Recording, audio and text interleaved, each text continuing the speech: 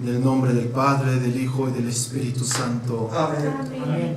Te damos gracias, Señor Jesús, por tu amor y misericordia con nosotros. Te damos gracias, tú que haces posible que estemos aquí hoy reunidos. Te pedimos, nos cubras con tu preciosa sangre, nos llenes de tu Espíritu Santo, para que todo lo que digamos, todo lo que hagamos, sea para manifestar tu gloria.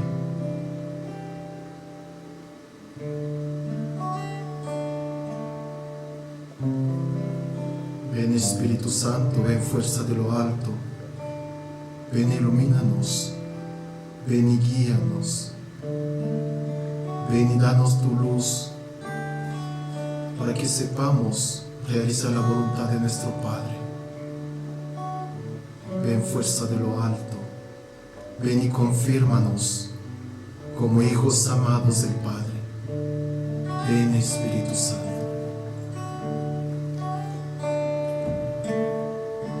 Sobre mí, huésped del alma, toma posesión de mi vida. Ven sobre mí, huésped del alma, las moradas en mi corazón. Ven y sopla sobre mí, y toma cada parte de mi vida. Ven y sopla sobre mí, y lléname de la brisa de tu amor. Ven y sopla sobre mí, toma cada parte de mi vida. Ven y sopla sobre mí, lléname de la brisa de tu amor.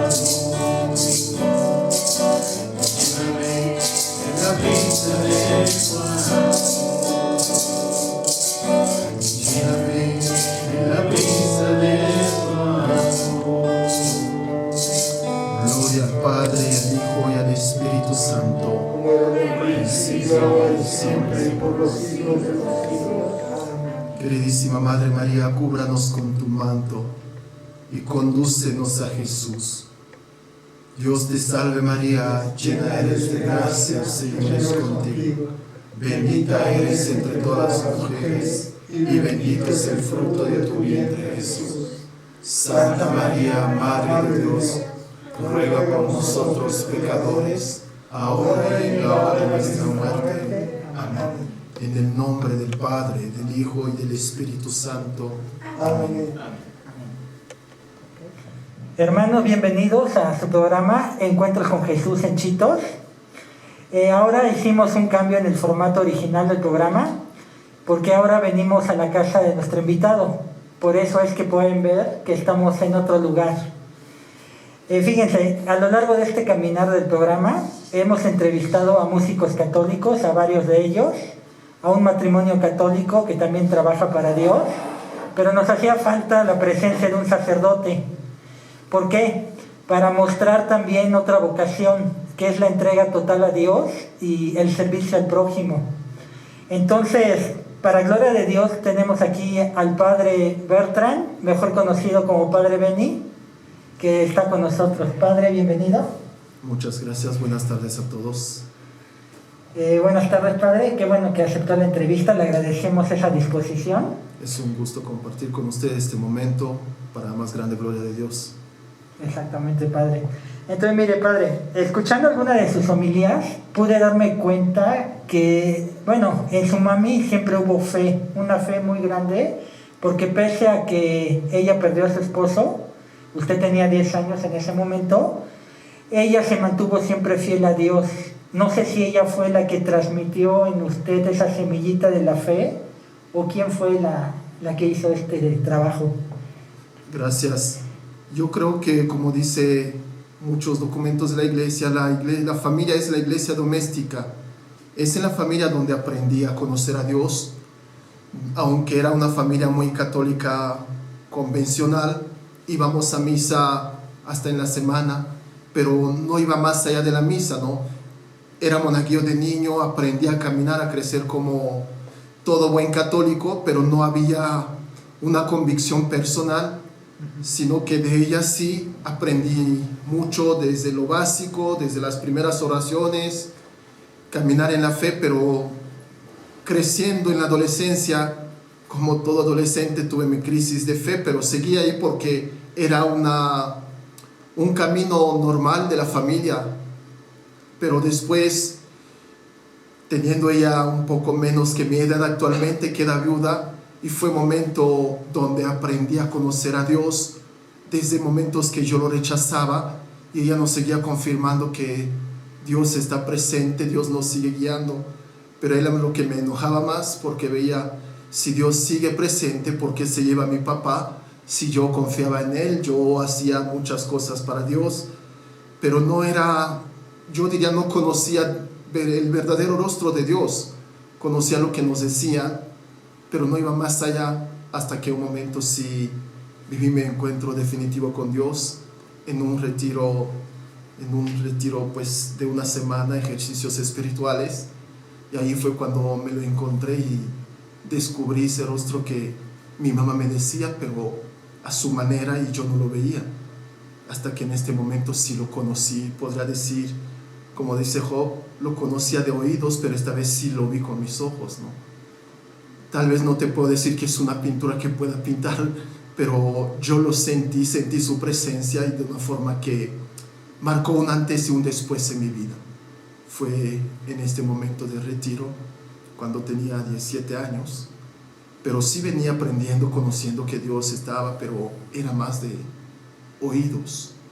Pero esta vez a los 17 años fue un encuentro que podría decir de corazón a corazón, donde yo me sentí tan indigno, pero al mismo tiempo tan amado, y tan indigno de haber tanto renegado, rechazado, porque no lo conocía. Pero cuando lo conocí, entonces dije, pues, de aquí soy, ¿no? Gracias. Okay. Y es que, bueno, hemos comentado otras ocasiones, a lo mejor en los buenos tiempos es muy fácil acercarse a Dios, porque estamos en los buenos tiempos, pero en la adversidad, en las dificultades, a veces es difícil. Mucha gente lo busca, pero como usted dice, a veces renegamos, ¿no? Porque no entendemos por qué pasan cosas, situaciones problemáticas, muertes, violencia, en un Dios de amor, de bondad. Pero bueno, no entendemos que Él respeta la libertad, la enfermedad es parte de la vida, las situaciones que se dan son parte de la vida.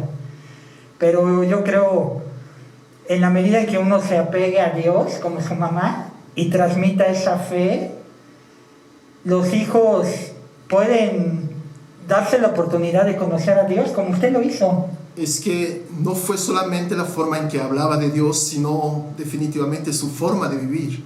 Okay. Es lo que me convenció más, porque yo creo que no podría decir que tuve una maestra de Dios en mi mamá, sino una testigo de lo que era Dios, porque cuando tenía 35 años, ella queda viuda.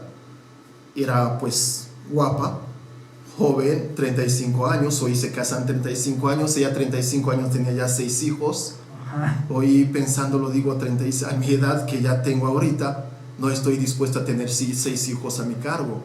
Ella estaba ahí, tuvo 3 propuestas de matrimonios, a las 3 propuestas dijo que no, y nosotros pues no entendíamos ni sabíamos de lo que estaba porque éramos niños. Yo tenía 10 años entonces, pero ella lo que decía era: yo me caso con Jesús porque es el padre de mis hijos y no quiero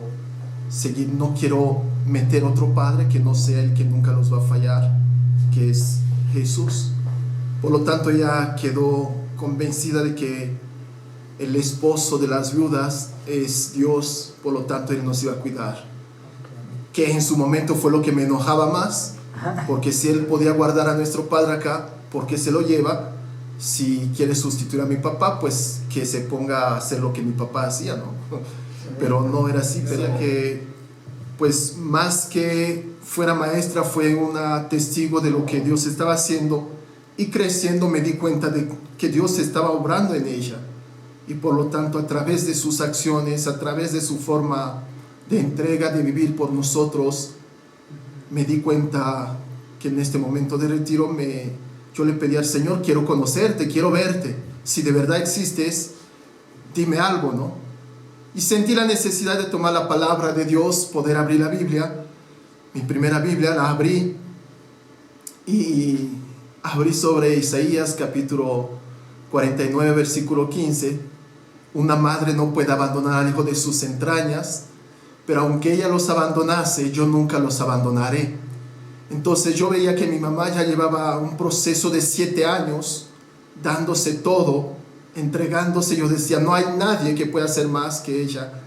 Y esa palabra me confirmaba nuevamente lo que ella nos estaba diciendo: yo sola no puedo, es Dios quien lo está haciendo.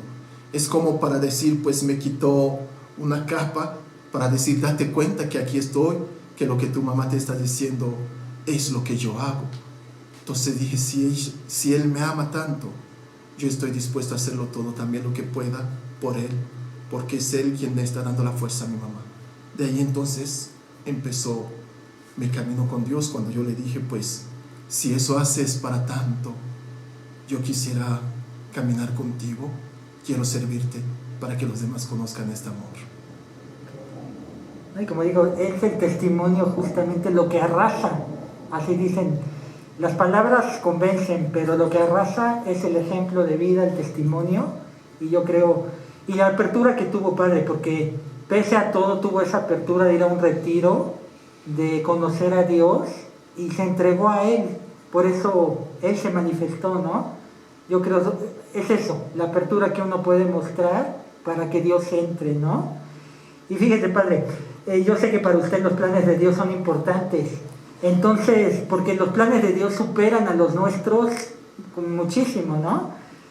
Para la vocación de sacerdote, ¿cómo nació esa vocación? ¿Qué? ¿Había otros planes ahí? Gracias. Yo al inicio no pensaba. De niño, como monaguillo, decía: bueno, qué bonito, ¿no? Quiero ser como el padre. Y terminando la primaria paso al seminario, un primer año de secundaria, y fue una experiencia de una decepción total. Dije: pues no, como esos yo no quiero ser. Entonces me olvido de todo eso, me salgo del seminario y sigo mi proceso en otra escuela, una escuela bien. Entonces ya se me olvidó eso, tenía mis planes, pensaba pues casarme, tener mi familia, estudiar medicina antes de casarme y todo. Pero como dices, nuestros planes no son los planes de Dios. Entonces llega ese retiro que yo no busqué, sino que yo, cuando me fui a ese retiro, era: bueno, vamos nada más pasar un tiempo con otros amigos, ¿no? No un campamento ni un retiro, ya a descansar y a convivir con otros fuera de la casa, ya. Pero ahí fue cuando todos los planes cambiaron, y ahí tampoco no sentí que quiero ser sacerdote a fuerzas, sino que a mí me quedó muy claro que lo que quería es servir al Señor. Yo le decía: no sé cómo, quiero que tú me indiques el camino, pero yo quiero servirte. Si es como sacerdote, yo te quiero servir. Si es como casado, los de mi casa y yo serviremos al Señor, yo decía. Okay. Entonces como que mi vocación nace en este deseo de poder comunicar este amor de Dios que yo experimenté, que yo dije: ¿por qué tarde lo conocí, porque como San Agustín dice, ¿no? Tarde lo conocí, fuera lo buscaba cuando estaba muy dentro de mí. Fue en este contexto que dije, pues yo quiero que ese amor sea conocido y amado también. Entonces fue en este sentido que dije, tal vez como diocesano yo decía, fue mi decepción, dije no, es los que conozco, por lo tanto yo me inclinaba más en matrimonio, decía pues me casaré y viviré en un matrimonio muy católico, muy comprometido para el Señor, así que era mi primera opción, pero conocí a otros que eran los misioneros javerianos, pero ellos no empezaban la formación de los chicos burundeses, por lo tanto decía eso ya no es opción. Hasta que en su momento, cuando yo me quedaba un año de prepa, me dicen que iban a empezar la formación, pedí, entonces ahí dije, pues, podría ir a ver, como era de la ciudad, dijeron, pues, estás jugando, yo dije, no te prometo mucho, ¿no? Pero puedo intentarlo y espero que, pues, si me gusta, le sigo, si no me gusta, si es como la anterior experiencia, mejor lo dejo y sirvo al Señor como casado. Y fue ahí entonces que me gustó la experiencia también de un encuentro de los misioneros, que ahí dije, pues, de aquí soy también, y me lancé en la aventura. Ok. Entonces, hablamos de que su vida fue en Burundi. Usted nació en Burundi, en África. Así es Burundi es un pequeño país de África que tiene con frontera con la República Democrática del Congo, es el más famoso, y Ruanda y Tanzania. Es un pequeño país, es chistoso porque en el mapa casi no se ve, pero ahí estamos. Ahí nací, ahí crecí y ahí empecé mi caminar con los misioneros javerianos. Cuando termino la prepa, entré en la comunidad de los misioneros javerianos, hice mis primeros pasos ahí, el estudio de la filosofía del año que llamamos propedéutico, y salgo de Burundi, entonces terminando la filosofía y fui al noviciado en Congo Kinshasa. Es ahí donde hice el noviciado y después pasé a una experiencia en Italia, y terminando la experiencia vine aquí en México, donde hice lo que es la teología. Okay. Gracias. Y por ejemplo, ¿quién decide en qué país se queda usted a radicar? Ahí, como era una comunidad misionera, la forma en que teníamos que hacer el proceso es los primeros pasos cada quien los da en su país, y ahí se va aprendiendo más sobre esta apertura misionera, porque no estamos ya adaptados todos para convivir con otros de diferentes culturas. Y terminando la filosofía que cada quien hace en su país, nos reunimos por continente, y ahí como que empieza uno a romper su burbuja de que mi cultura es lo máximo, mi cultura es la única buena, la única bella, y caen algunas máscaras que nos ponemos como para protegernos.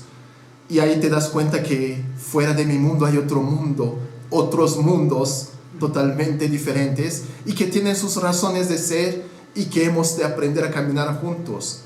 Entonces ahí es un caminar de la congregación de los misioneros javerianos, y terminando lo que es el noviciado, donde nos reuníamos por continente, la teología lo hacíamos esta vez ya mezclados de diferentes continentes, y pues yo me acuerdo que llegamos a ser como 8 nacionalidades en una casa.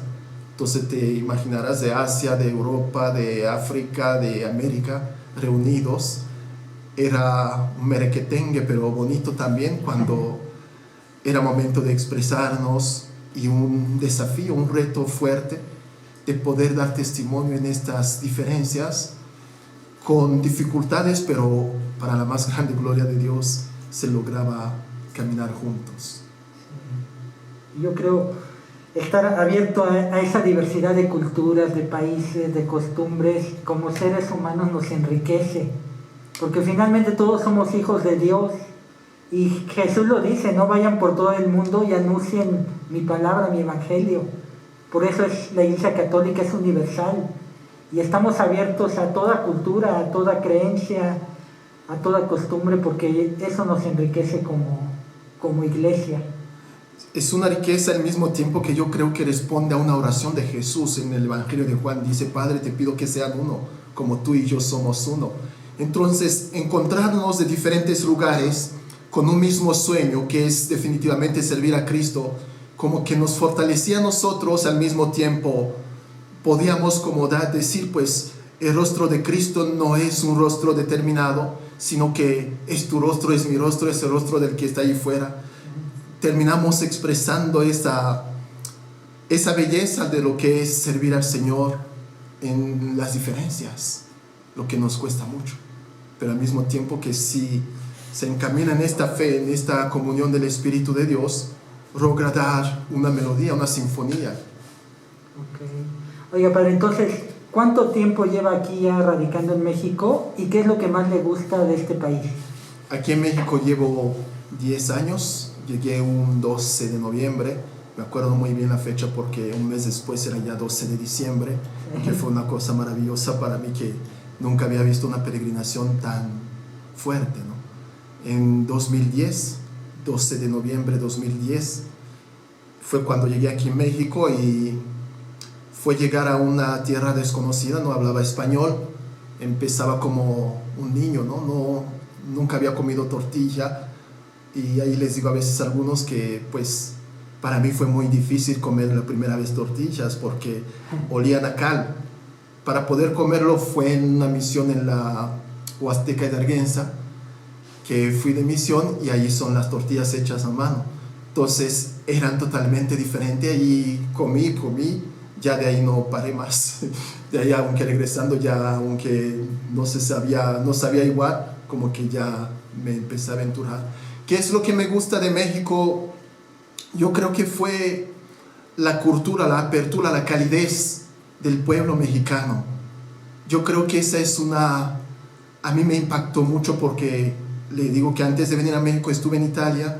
Es una cultura muy fría, aparte me tocó cuando ya empezaba un poco de frío, que llovía día tras día sin parar. Entonces era una zona como que pues ya no había vida. Veía como las hojas de los árboles se caían y todo, y muy triste. Y yo viniendo de una tierra caliente, ¿no? de una zona tropical, fue un golpe fuerte. Entonces llegando a México como que recupero esa calidez, y eso me alegró mucho, de ver que pasas en la calle, alguien que no te conoce quiere saludarte, y eso me alegró mucho. Y dije, pues sí, aquí sí hay vida. Exactamente.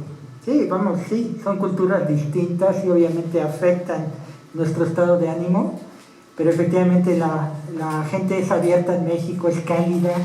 Yo creo que esa es una de nuestras fortalezas como mexicanos. Y bueno, ok, para continuar con la entrevista, ¿fue difícil o fácil adaptarse a las costumbres, a la vida, a las creencias de México? No diría que fue difícil, tampoco no es fácil, porque como digo, es como un dar nuevos pasos como niño, ¿no? Que empieza porque primero no sabes cómo pedir la misma comida, uno no conoce el idioma del lugar, entonces empezar a cero como que es un desafío, pero al mismo tiempo, como digo, ¿no? Esta imagen del niño me gusta mucho, porque el niño siente cuando el ambiente es favorable para su crecimiento, se siente amado, se siente recibido, el niño se lanza con mucha confianza. Y yo creo que encontré esta confianza, esta calidez del pueblo mexicano ayudó mucho como que a no tenerle miedo. Entonces, podría decir, no fue difícil, pero tampoco es así nada más que fácil, ¿no? Hay que dar pasos, y yo creo que el Señor ha sido muy fuerte en eso, me ayudó y no tuve dificultades para adaptarme, y pues me alegra el camino hecho. Ok, padre. Y vamos, ya con 10 años aquí en México, ¿qué problemáticas en relación con la evangelización y la fe percibe aquí en México?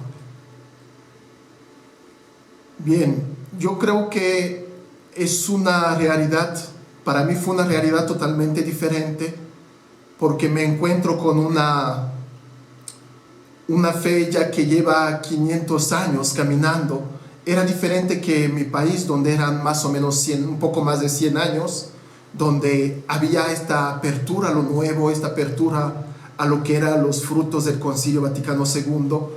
Y acá, con todo el tiempo que se venía haciendo, entonces hay más resistencia. Las expresiones de la piedad popular son muy arraigadas, por lo tanto es como difícil a veces de poder hacer que coincida, que incida en la evangelización actual algo de novedad. Como dice el Papa Francisco, hay una palabra que ha hecho mucho daño a la iglesia y lo sigue haciendo: siempre se ha hecho así. El statu quo, el siempre se ha hecho así, yo creo que es una de las cosas que diría que la barrera que encontramos mucho en México, porque llegas en cualquier parroquia, casi siempre es lo mismo: siempre se ha hecho así.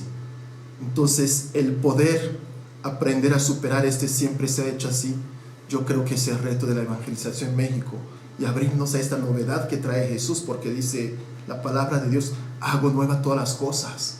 No podemos quedarnos siempre se ha hecho así, cuando Dios nos dice que yo quiero hacer todas las cosas nuevas. No tengamos ese miedo del cambio, ese miedo de que algo diferente pueda venir. Yo creo que es el gran reto de México, poder tener esta apertura a lo novedoso.